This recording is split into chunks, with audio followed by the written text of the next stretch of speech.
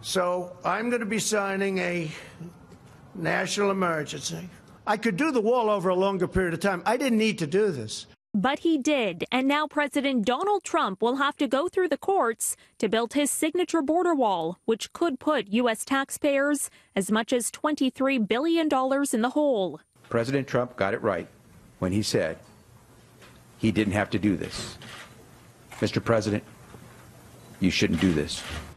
Trump yesterday declared a national emergency in a bid to bypass Congress and unlock those billions for his long-promised border wall with Mexico, predicting he'll need to defend one of his biggest applause lines at his rallies all the way to the Supreme Court.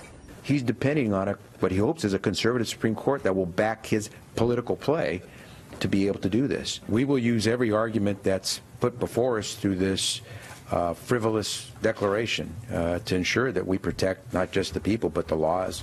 Legal experts say Trump relied on a law that doesn't exactly say what constitutes a national emergency. Congress had enabled the president to declare a national emergency. They made a law in the 1970s called the National Emergencies Act that allows the president by proclamation to declare a national emergency and then to do things that he couldn't do without that proclamation. And that's what's going on here.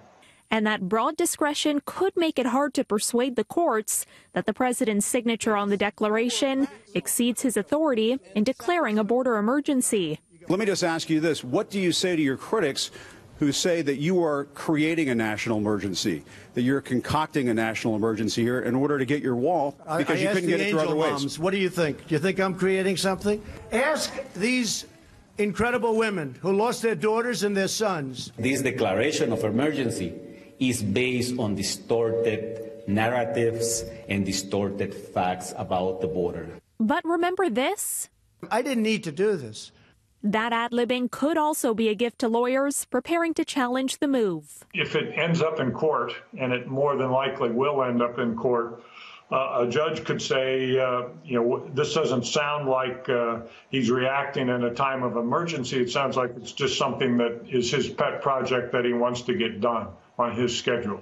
Within hours of Trump's announcement, the American Civil Liberties Union announced its intentions to sue.